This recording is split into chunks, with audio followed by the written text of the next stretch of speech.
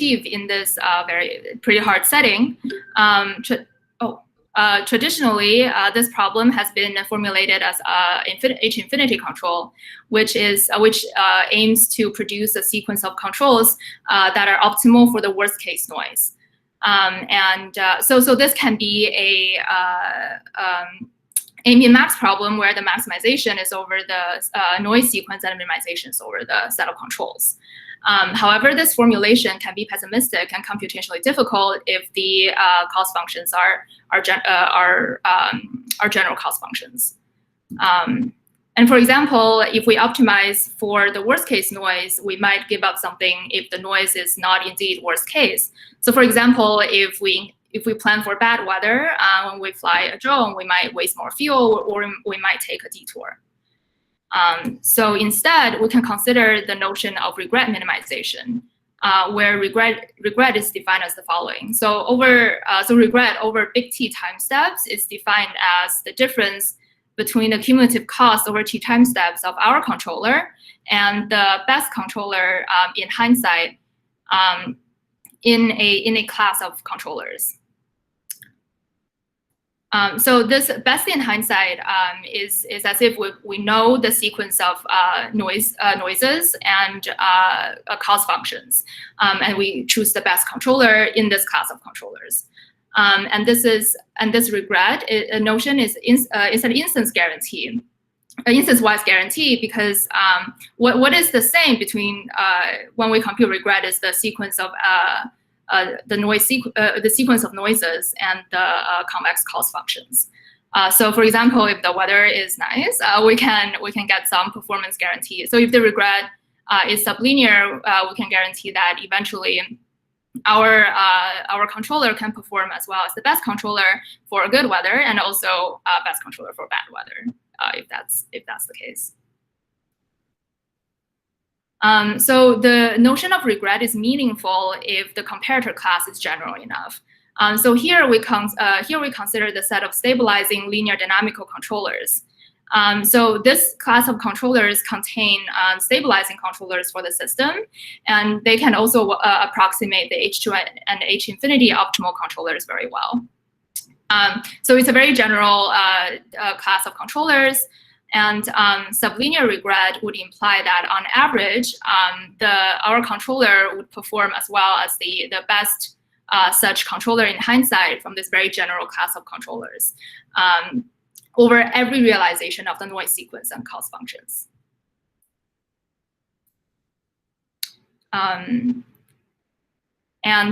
So I'll give more detail on the notion of black box control. So we mentioned that we want to control a general dynamical system without knowing much about it.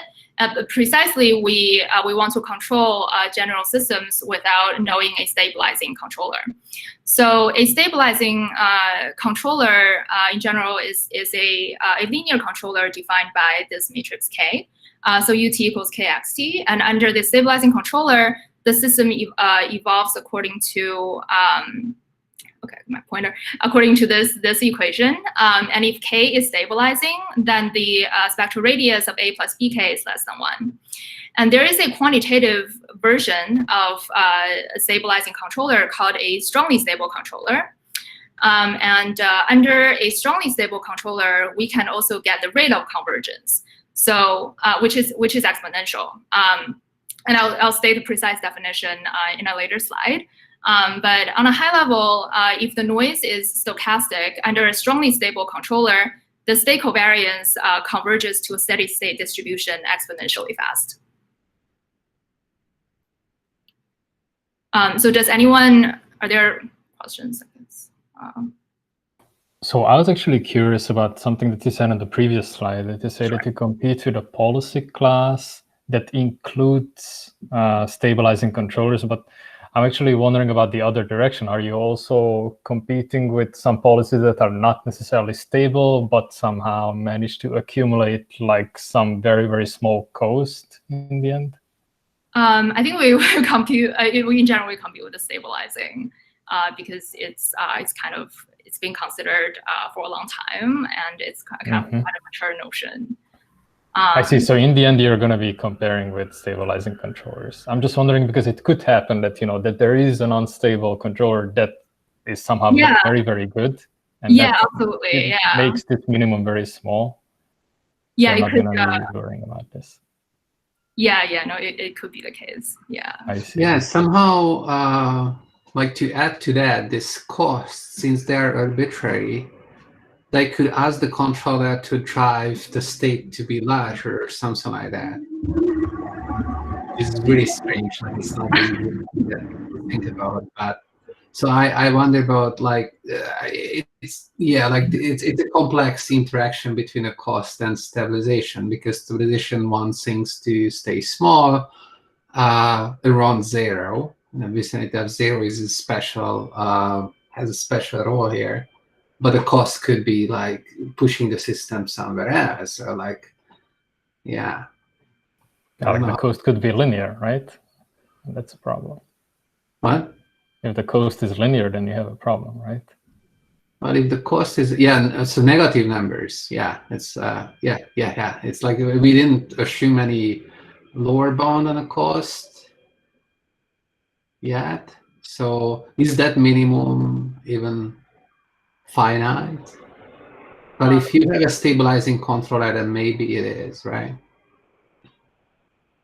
So I think in general we consider like non-negative cost functions. They're also like Lipschitz. So I'll talk about the assumptions on the cost right. Because so far we heard convex and Lipschitz, but if it's non-negative as well, then this problem goes away. Okay. Awesome, thank you. All right. Okay, so.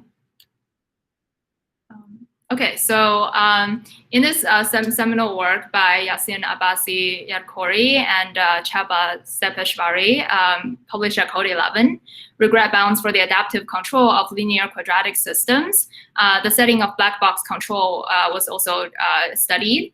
And in their paper, the setting is a linear dynamical system with stochastic and subgaussian noise. And the cost functions are known strongly convex quadratic cost functions. Under this setting, tilde O of 2 to the du square root t regret is achieved. The square root t rate is a very good rate. And the du here is the control dimension. But in the worst case, the algorithm can take exponential time. This pointer. Oh, and there are many other related settings in control. For example, under stochastic noise, if the cost functions are known, the problem is called LQR. If the system is unknown, then it's adaptive control, which also has received a lot of attention in recent years. If the cost functions are unknown, the problem is the online LQR problem. Which also people have been studying it in recent years from the machine learning community. H infinity control falls in the adversarial noise and known cost functions category. And our work is under the non-stochastic control setting, where the noise can be adversarial, the cost functions are also unknown. And previous work in non-stochastic control are not black box. So our work is sort of the first black box control work in non-stochastic control. So previously, in Agarwal-Bullins, Hazan, Kakade, and Singh 19, the system is known. And in other works, for example, Hazan, Kakade, Singh 19, the system is unknown, but it's assumed that a stabilizing controller is known. And Simkowitz, Singh, Hazan 20 extends the result to partially observable systems. But the assumption is that either the system is stable or we can stabilize it. We know how to stabilize it. So more or less, we either previous work in the setting either know the system or know how to stabilize it in some way. And another line of work is that's related is system identification. And broadly, there are two categories. The first one is when the system has stochastic noise. So when the system has stochastic noise, one can use least squares for system identification, and one can find a stabilizing controller in finite time. However, if the noise is adversarial, one can use, so least squares doesn't always yield a consistent solution. And one has to use semi-parametric least squares, but this technique only holds for stable systems, so it doesn't hold for general systems. So we'll state our main results.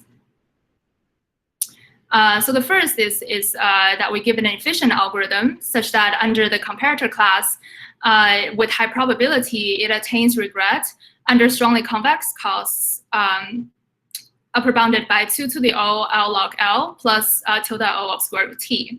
And under general convex costs, the regret is upper bounded by 2 to the O L log L plus tilde O of T to the 2/3. And this L is an upper bound on the system's natural parameters, which I will also define later. But you can consider it as a constant that's related to the system itself. So previously, the result is kind of multiplicative with an exponential and a sublinear rate. So here we separate the two terms.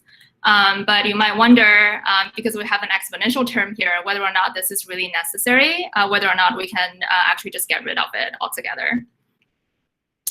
So we also give a lower bound and show that for any deterministic control algorithm, it has worst case regret 2 to the omega L. And our construction holds for noiseless systems, and it also holds when the system is controllable and well-conditioned.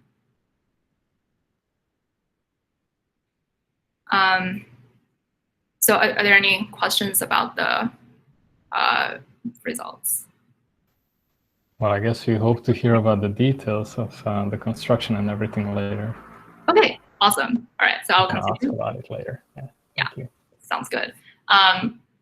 Okay, so how do we do non-stochastic control? So our approach is to compute a stabilizing controller and use either the algorithm in Hazan Kakade Singh 19 for non-stochastic control for general convex costs, or the algorithm in Simkowitz 20 for strongly convex costs. Because these algorithms, if we know a stabilizing controller, we can have sublinear regret.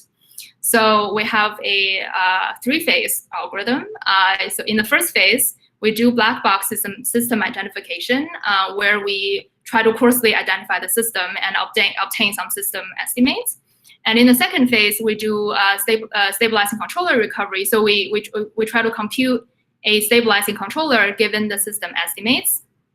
And in the final phase, we use the stabilizing controller for non-stochastic control. So I'll focus on phase 1 of the algorithm because that's where most of the novelty is. So more on the background and assumptions. So we have this definition of strong controllability. So given a system AB, we can look at this CK-1 matrix, which is a concatenation of the matrices B, AB, A squared B, until A to the K-1 power time, K-1 power times B. We say that AB is K kappa strongly controllable if this matrix has full row rank, and this kappa, you can regard it as some condition number on the system. So controllability in general is the ability for the system to go from any state to any other state in finite time.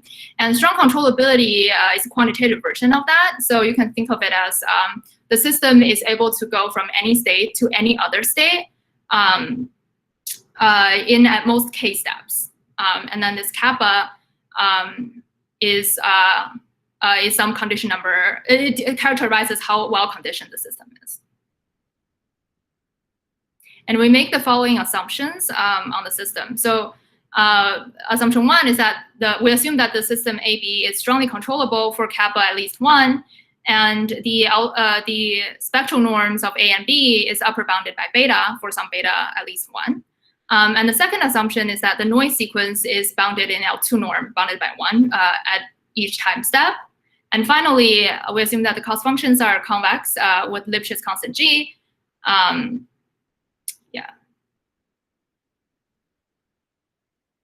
And now we can define the notion of system complexity, which is this big L notation. So this is inspired by the definition of input size for linear programs. It's a sum of these constants. So it's an upper bound that involves the controllability index of the true system, the control dimension, the state dimension, Lipschitz constant, the upper bound on the spectral norm of the system, and kind of how well conditioned the system is, this kappa parameter. So in phase one, so I'll give more details about the phase one of the algorithm. So the challenges of doing black box system identification involves the following. So first of all, the noise can be non-stochastic. So I guess as mentioned before, we can't use least squares anymore because then it will yield an inconsistent solution. And the second challenge is that the system is unstable. So previously, some techniques have used small random noise to perturb the system and use concentration to estimate the system that way. However, if the system is unstable, then the states can grow in magnitude, so our variance would grow accordingly, and concentration wouldn't hold anymore. So those techniques also cannot be applied here. So our solution is to use very large controls to overwhelm the noise, so the states reveal some information about the system. So essentially, we want to shock the system and see its response several iterations later and kind of estimate the system that way. So I'll give an intuition about the algorithm with the 1D case. So suppose everything is scalar, and given x1, we have x2 equals ax1 plus bu1 plus w1. So if we consider this quantity x2 over u1, you can see that it's the number b plus two other terms divided by u1. So if u1 is really large, then x2 over u1 is approximately just b. And now in the next iteration, we can take u2 to be 0, and we can look at x3. So x3 is a squared x1 plus abu1 plus aw1 plus w2. And if you normalize it by u1, again, it's the number ab plus terms divided by u1. And if u1 is really large, again, we can see that x3 over u1 is just approximately ab. And we can recover a and b this way. And in the multidimensional case, we essentially do this for every single direction. So the algorithm works as follows. So again, k is the controllability index, and the du is the control dimension. And for time steps 1 to k plus 1 times du, we first observe the state. And every k plus 1 iterations, we control with a non-zero control ut, which is a scaled standard basis vector. So ut equals psi I times ei, where psi I is a scalar, and it grows exponentially with I and t. And ei is the ith standard basis vector. And the index I is just a number of non-zero controls so far. And in between these iterations, we control with 0 controls. And this is sort of a pictorial description of the magnitude of our controls, which is growing exponentially once in a while and just 0 everywhere else. So after we've observed all the states, we can compute the estimates. The system estimates. Let's see. So okay. So I'll finish the description of the algorithm and I'll respond.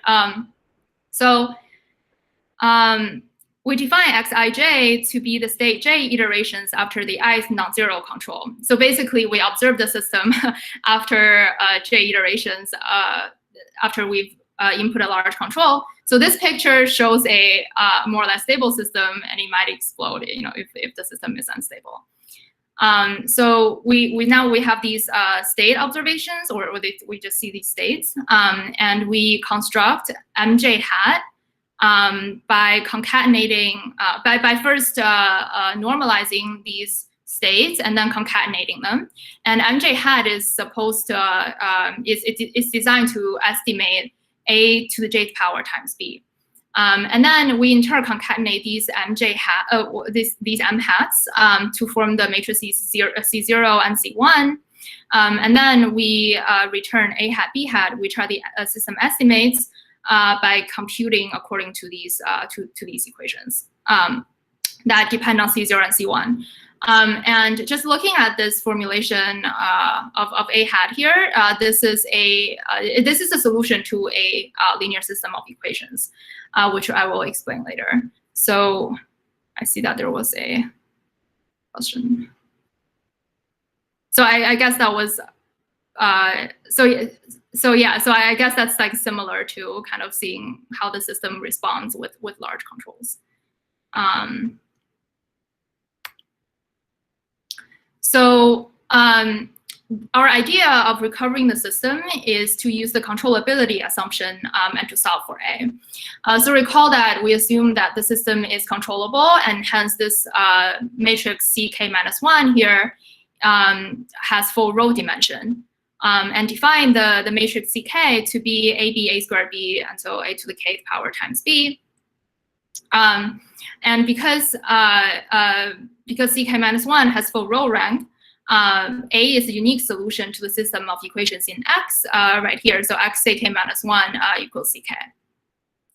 And if we can estimate these CK-1 and these CK matrices very well, so if we can obtain C0 that is close to CK-1 and C1 that is close to CK, then we can solve for this system of equations in C0 and C1 instead.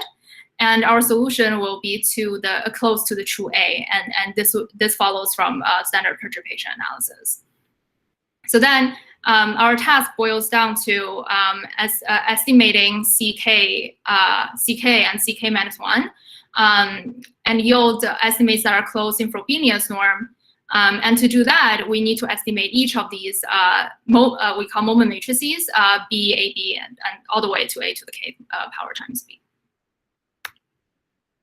So how do we guarantee the second point? So we can write the system evolution as the following.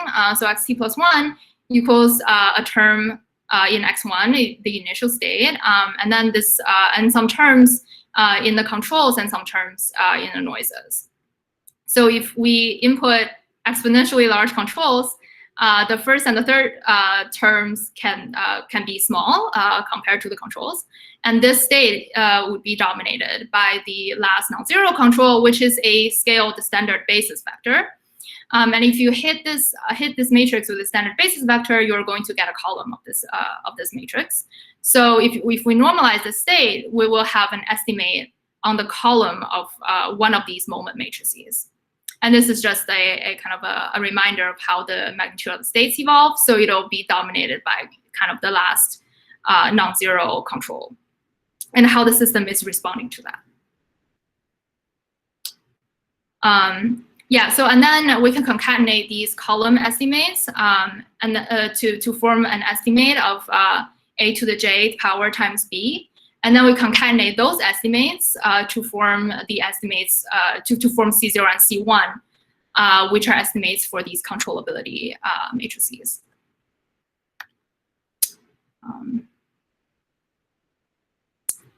And the cost of this, so what's the cost of this phase? So by convexity, so we assume that at 0, the cost is also 0. So by convexity, we can upper bound the cost by the gradient and the state and control magnitudes. So our cost will scale with the Lipschitz constant and the control magnitude, because that's where that's what's dominating in this term. And everything is upper bounded by 2 to the O L log L. And this log L is here because its base is poly L. So now we move on to phase 2. So now we've obtained system estimates, A hat, B hat.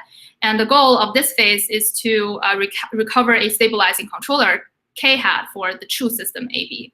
So we can show that if the system estimates are close enough, a stabilizing controller for the estimated system A hat B hat is also stabilizing for the true system. So a stabilizing controller, or a strongly stable controller here, is a controller K such that A plus BK can be written as HLH inverse, where the spectral norm of L is upper bounded by 1 minus gamma, so strictly less than 1. So if you take this matrix A plus BK to the tth power, you can see that the spectral norm of that matrix decays exponentially fast. So this is a quantitative version of stability. We call strongly stable controller. And there are several techniques that one can use for computing a stabilizing controller. So one is to use the feasible solutions of an SDP proposed by Cohen, Hasidim, Koren, Lazik, Mansour, Tower 18, or one can use a certainty equivalence as in Simkowitz, Foster 20. So I've included the SDP here for completeness. And after we've computed a stabilizing controller, we can execute this policy so that the state can decay to a constant magnitude from an exponential magnitude before we start the phase 3 of our algorithm. Oh. Okay. So in the final phase of our algorithm, we do non-stochastic control. So given a k hat, which is stabilizing for the system, if we have strongly convex costs, we can use the algorithm in Simkowitz 20 to arrive to achieve tilde O of square root t regret. Or we can, if the cost functions are general, we can use the algorithm in Hazan-Kakade-Singh 19 to achieve tilde O of t to the 2/3 regret. So to summarize, our algorithm has 3 phases. And in phase 1, we do black box system identification, where we use very large controls to coarsely identify the system. And this has total cost 2 to the O L log L. And in phase 2, we compute a stabilizing controller. There are several ways of doing this. And then we decay the state, which also has cost upper bounded by 2 to the O of L log L. And in phase 3, we use the computed stabilizing controller for non-stochastic control and achieve sublinear regret. So overall, the regret is upper bounded by 2 to the O L log L plus either tilde O of t to the 2/3 or tilde O of square root t, depending on the cost, the cost functions. So then the question is whether or not we can get rid of this exponential factor, whether or not the startup cost is truly necessary. And we answer in this paper that, oh, sorry. Sorry, just a quick question to clarify. So you basically do all the parameter estimation in the first phase, yes. And in the rest, you're just doing this kind of online learning to deal with like the adversarial disturbances and to do the regret minimization, right? So it's basically like an explore then exploit style analysis. Right? Yeah, exactly. And in the second phase, what controls do you apply to drive the system to stability? Maybe I missed that part. So you just use the computed stabilizing controller. So right. Until you get into like a small ball of the states, and from there you just start running these other algorithms. Exactly. Yeah. All right. Yeah. Okay, gotcha. All right. Yeah. So this algorithm is, as you said, is explore then commit. Right.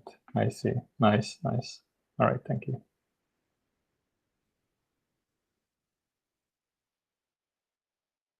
Right. So we show that at least for deterministic control algorithms, this startup cost is necessary.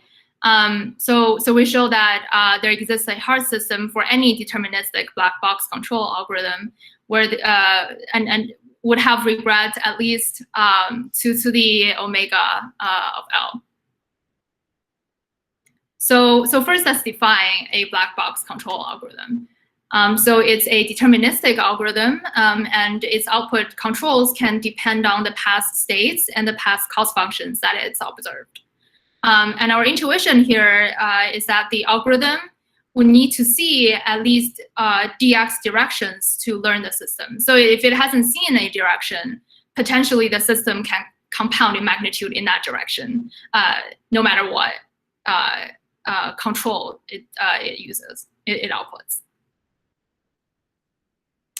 So our construction is the following. Consider this system xt plus 1 equals q transpose v xt plus ut, where v is orthogonal. And under this, v is orthogonal, and we'll specify what it is later. And under this system, a stabilizing controller is simply minus q transpose v. And this system is 1, strongly controllable and noiseless, because note that this B matrix is just identity. And the cost functions are time invariant and very simple, which is just the magnitude, the sum of the magnitude of the state and the magnitude of the control. And we will show that after dx iterations, the magnitude of the state will be at least 2 to the dx minus 1. So our construction is the following. So we define the rows of Q and V progressively, and we do it in a way where future states don't depend on the unspecified part of the system. And we have to be careful here because the control algorithm depends on the past, can depend on the past states. So we don't want to change the trajectory of the control algorithm by defining Q and V in an inappropriate way. So what we do is the following. So let Vi be the ith row of V and Qi be the ith row of Q. So we'll start with x1 equals E1, and we define Y0, which is an auxiliary variable, a helper variable, Y0 to be E1, and we set V1 to be Y0 transpose. And for iterations from 1 to dx minus 1, we first observe the control.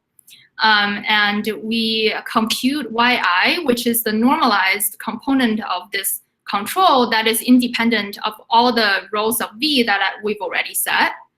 If this direction is 0, then we just pick any independent direction, independent from the rows of v that we've already set. And then we set the next row of qi to be di times yi transpose for some di. Di is a scalar for some non-zero scalar di. And then we set the next row of v. So vi plus 1 equals yi transpose. So I'll have a little animation about this algorithm. So we have v and q here. And we start with x1 equals E1, Y0 equals E1, and by now we should have the first control. So now we first set the first row of V to be Y0 transpose, and now we can compute Y1, which is not in the span of V1 transpose, so the independent direction from U1. And we set the first row of Q to be D1 Y1 transpose for some D1. And then we set the second row of V to be Y1 transpose.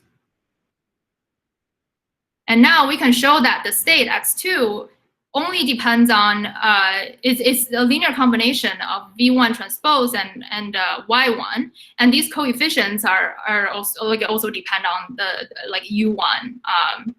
And the D's and D1. And now we should have the second control. So then we compute this direction that's independent of V1 transpose and V2 transpose. And we set the next row of Q to be a scaled version of Y2 transpose. And this procedure goes on. So we show, there are two things that we have to show. We show that as long as V is orthogonal, the states satisfy the following. So the states is a linear combination of the rows of V that we've specified before and YT minus 1, so the independent direction in the last control. And these constants only depend on the controls and the rows of Qs that we specified already. depends on the DIs. And then the second thing is that we can set DI to be plus -2, where the sign would depend on the controls and the would depend on the controls, and such that the magnitude of the state doubles for the next iteration. So concretely, we can set DI to be plus -2, such that the state is a linear combination of the rho sub v we've set so far, where the coefficients grow exponentially from doubles from iteration to the next. So essentially, we want to rotate the state to align with the independent component of this control, and we can show that we can grow this independent component every iteration, so that it compounds exponentially. So under the system, running this algorithm A would lead to a state magnitude that's lower bounded by 2 to the dx minus 1. And because our cost functions scale with the magnitude of the states, we conclude that our cost, we incur exponential cost. However, there is a linear controller that has constant cost, which is just a negative Q transpose V. So our regret is actually exponential. Finally, we can see that the system is well conditioned. So the system complexity parameter actually is dominated by the dimension. So we conclude that the regret is at least 2 to the omega of L, big L. Okay, so to conclude, so in this talk, can I ask a question? Yeah. So earlier we said that the costs are Lipschitz. We said global Lipschitz constant. Oh yeah. So the yes, but the state doesn't have to be bounded. So the what's the Lipschitz constant here? I think it's 2. Well, I mean the. Is it smoothness, or are we talking about the Lipschitzness of the cost? Because if we are talking about the Lipschitz of the cost, this is not Lipschitz. It's like it grows. The growth rate is growing with x and u. Yeah. It's the smoothness. So it doesn't like the smoothness. Oh, okay. So G is smoothness. Okay. Yeah. If I can make, I think Chaba, this is similar. If you do online gradient descent, even non-controlled, just vanilla online gradient descent and online learning, you still have a magnitude on the diameter and the gradient bound at the edge of the diameter, right? So just like any online learning. No, I'm just putting everything in order in my head. Yeah. I totally buy this. Yeah. It makes a lot of sense. The exponential grows.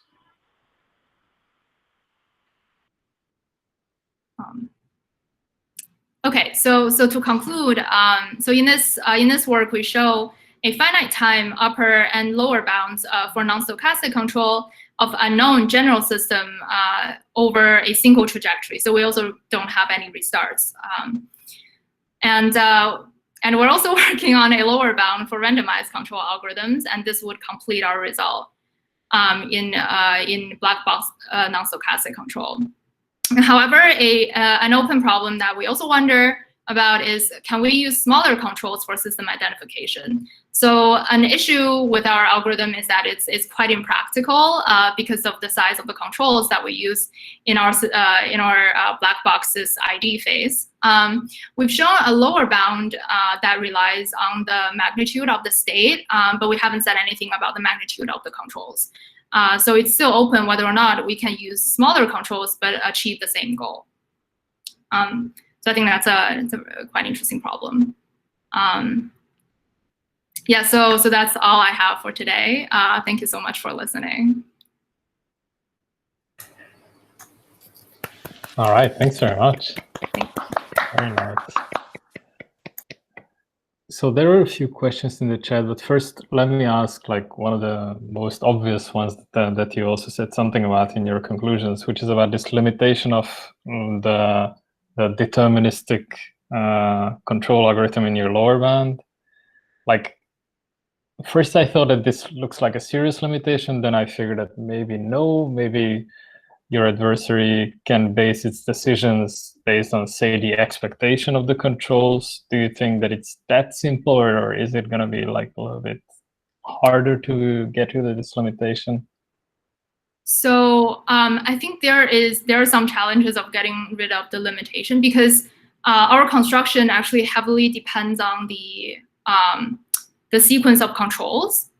So if the sequence of the control is random, then we need something like a system that can handle. Let's see. We need a kind of construction, right, that can handle like a random sequence of controls. So I think it will not be completely similar, but we're hopeful that like this lower bound also holds for randomized algorithms. Yeah, so my thought was that maybe the adversary can just calculate the expectation of the control given the past and then just use it in the construction. Do you think that this would work? Or maybe there's something obviously wrong with this? The expectation of the controls. I think let me think for a moment. Yeah, like assuming that the adversary has the power to calculate this, right? Can you just chuck it into your analysis and run with it?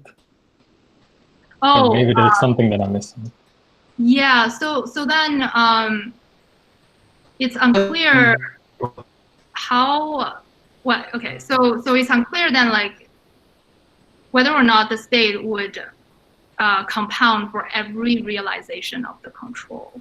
So we say that in every iteration it compounds exponentially. So then we have so if we use this kind of construction, we'll say that for every single time step, the state will need to grow, and we don't know the precise controls in this case. So it's unclear how that's done. All right. Okay. It's a bit tricky. All right. So then looking at the chat, so Moimir had a question. Moimir Mutni, can you ask a question? If you have a microphone and the hardware. Oh, he doesn't have a microphone. Okay, so then I'm going to just read his question. So it looks like a bit of an encyclopedic question, but anyway, I'm going to read it. So he says, in the first phase, it seems like there is a connection to the Arnoldi algorithm. The controllability looks like a Krylov matrix. Is this method just Arnoldi with large inputs such that perturbation analysis shows the effect of W is small? Can you comment on that? And what is the significance of kappa in this phase? So yeah, so I'm actually not very familiar with the Arnoldi algorithm. So I guess I'm not sure. I'll have to look it up, and I can follow up. Right. Yeah. I guess this is that sort of question. Later. But the significance of kappa in this phase, if I recall, is when you do the perturbation analysis of solving the linear equations, you need to use this condition number kappa to analyze, like, to what precision you need to estimate these, like, CK minus 1 and CK matrices, so that you recover the system within the precision that you require. All right. Gotcha. Yes, I'm just trying to see, like, the other questions, whether there's anything that's. Yeah, so Anirudh had a question. Oh, I don't know where the noise was coming from. But anyway, so like Anirudh Vamula, can you ask a question?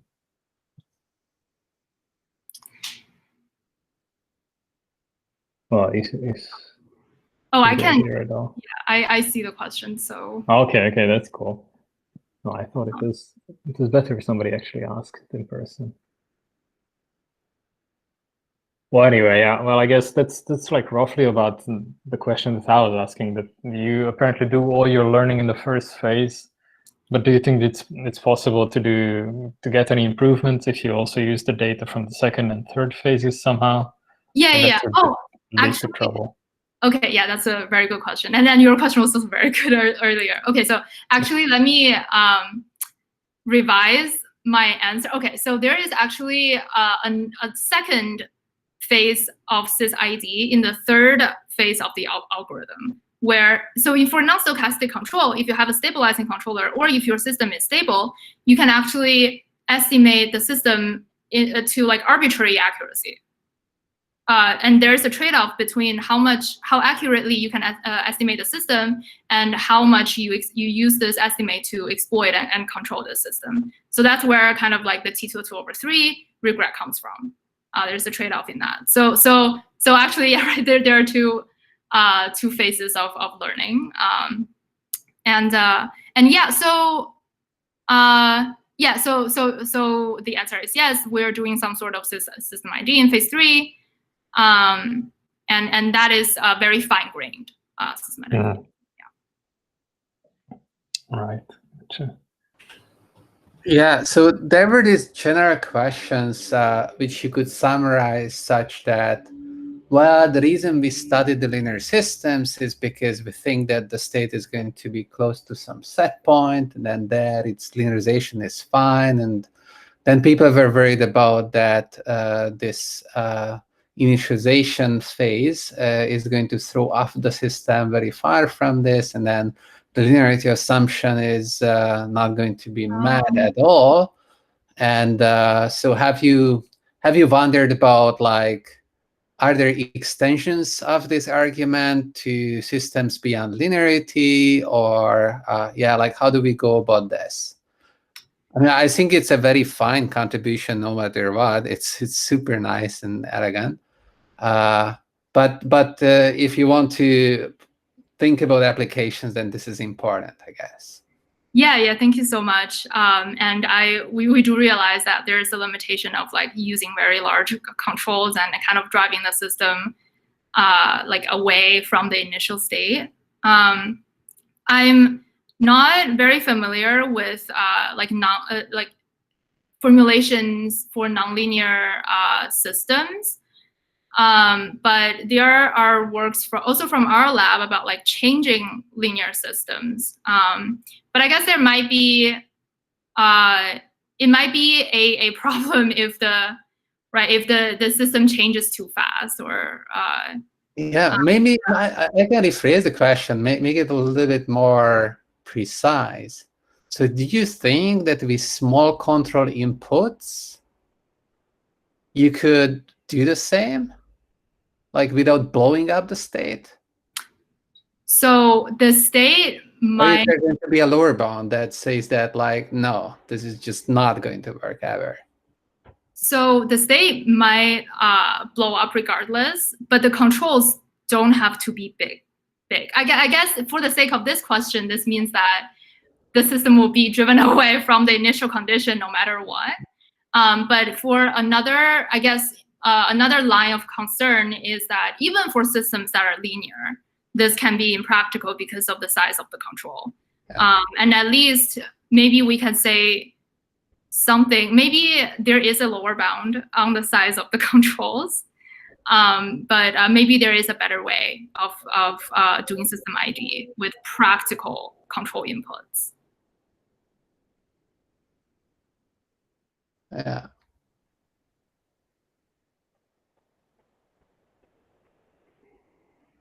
I think that there's a very high level thought that for most engineered systems, people would have some, like high gain controller that kind of tries to keep the state like in a bounded region, right? So you're not going to blow up your reactor and whatnot. Then the controller takes over and your adaptive control is done for now until the system state returns to some safe zone. If you're thinking like that, then maybe all these worries about these unbounded states blowing up, like they are maybe not that super important, but then nonlinearity comes in, and then now you have to worry about that. Okay, I have a nonlinear system to control because, well, it just like when the other controller takes over, then that perturbs the system dynamics. Yeah. Yeah, but this generalization to nonlinear systems is a very good extension. Mm-hmm. We should definitely look at it. I think it's an interesting direction.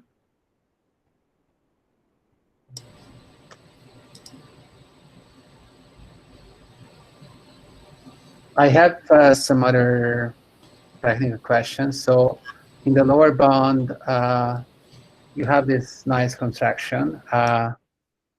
The question is, how big is the controllability index in this case? It should be 1 because because B is an identity matrix.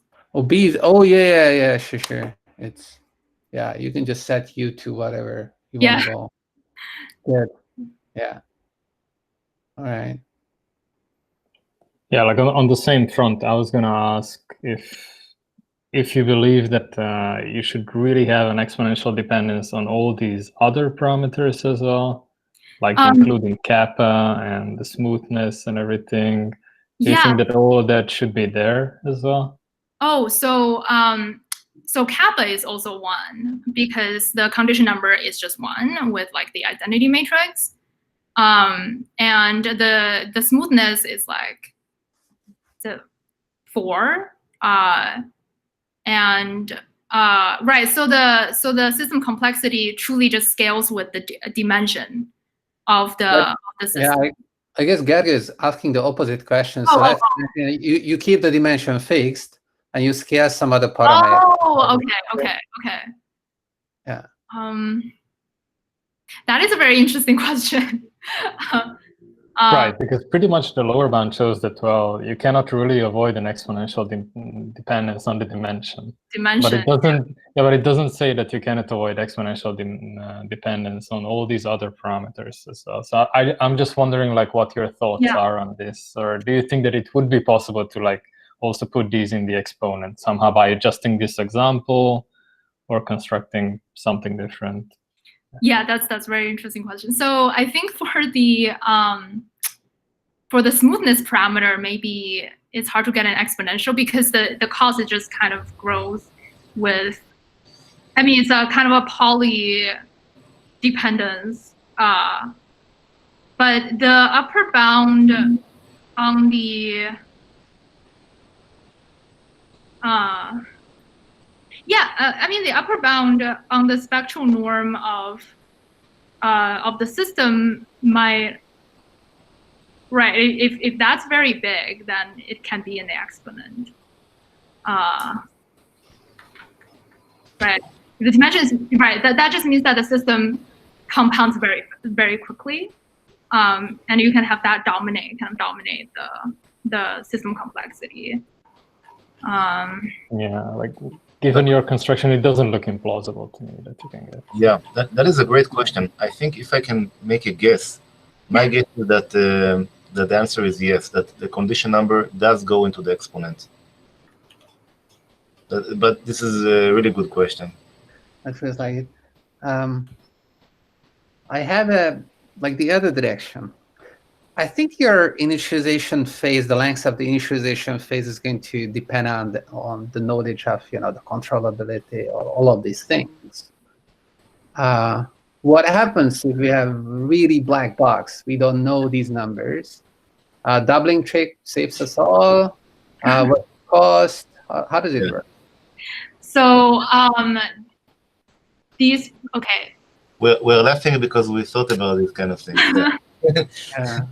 So if you have this runaway thing, it's like doubling. It seems useless to start with. Yeah. So for this, sorry.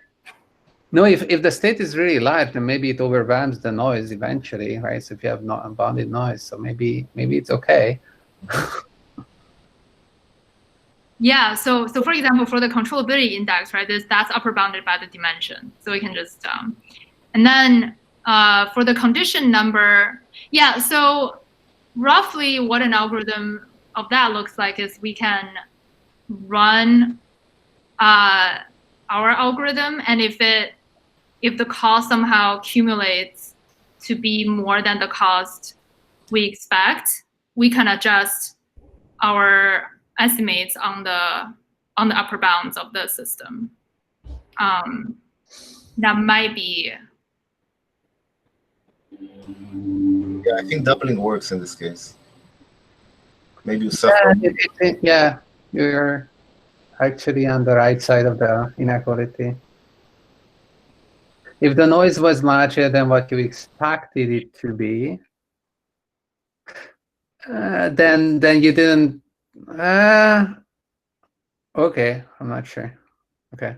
You understand more about this than me, so I believe that doubling works, but it would be nice seeing. Yeah, yeah, for sure. And phase 3, how sensitive phase 3 is to knowledge of these parameters? So how does phase 3 depend on the parameters? Well, does it need to know the parameters? Oh, so for phase 3, okay, so in some, it needs to know, it needs to know the condition numbers, because for phase 3, actually, at least for the general convex Cost-Stat algorithm, it also uses this linear system of equations to kind of solve for A, to do the finer grain system identification. But because the system can now be estimated to arbitrary accuracy, then that estimation is very accurate. So then it still needs that condition number, because they're still solving a linear system of equations. So right, strong controllability assumption as well. And system exactly. The assumptions are the same for the third phase. And could you use doubling there, or something like that? So actually, we give, okay, so for phase 3, the constants that the algorithm needs to know are the constants of the stabilized system. So we compute a stabilizing controller, and now we have a stabilized system. And those set of constants are different from the set of constants of the original system. So we give an upper bound on the new constants with the original constants, but it can be better than that. It can be way more benign than the upper bound that we give. But if we use the upper bound, then if we can do a doubling trick for the original system, we have a sense of what these constants will look like for the stabilized system in phase 3. Right. And since we're talking about adaptivity, do you have any sense of whether first-order regret bounds, like expressing the regret in terms of the noise magnitudes or the disturbance magnitudes, are feasible? How does it work? So if the disturbance are bounded not by 1 but by some constants? No, it's like I want the regret to depend on the sum of the magnitudes of the disturbances. I guess. Oh, okay. To tune the learning rate or something like that, because it's online learning. So are these?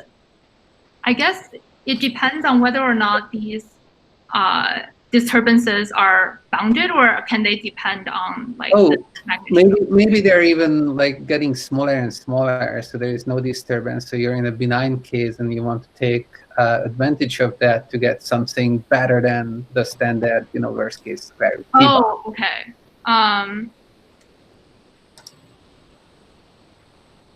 Let me recall. I think we thought about this at some point.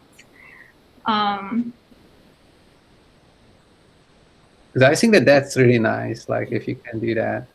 I mean, this is all nice. But. Yeah, no, for sure. Okay, I think I'll have to think about it, but that's a nice goal to have. Yeah. I think because Xinyi described the reduction, I mean, basically phase 3 is whatever is already known, and it's nothing new there, right? So I know.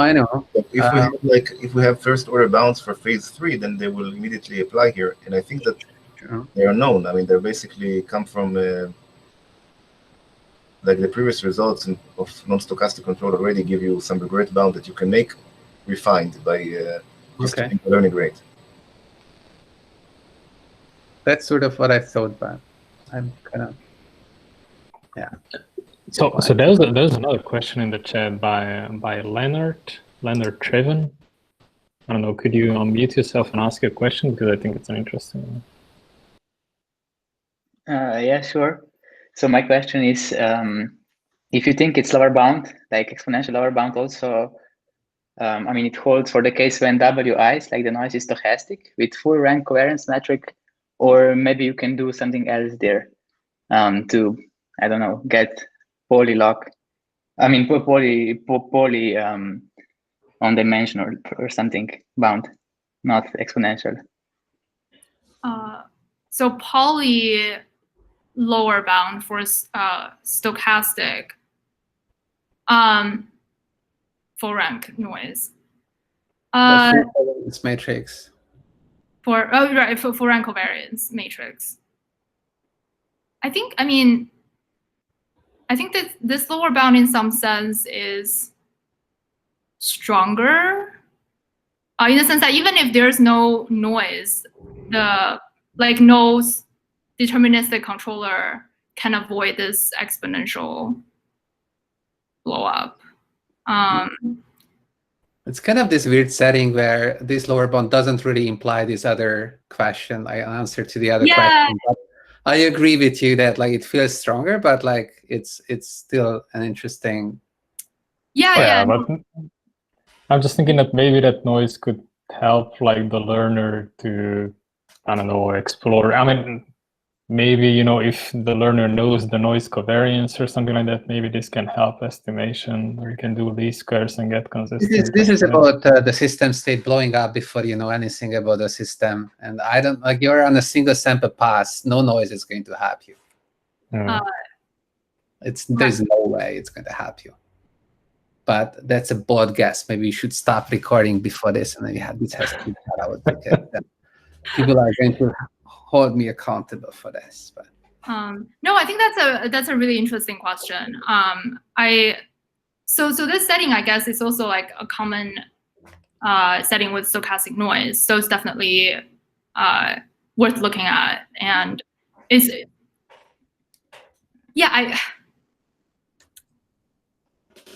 I think it should. Well, I don't have a definitive answer, but I can look into it. Okay, so I guess we can go off the record and get into like the finer questions as well.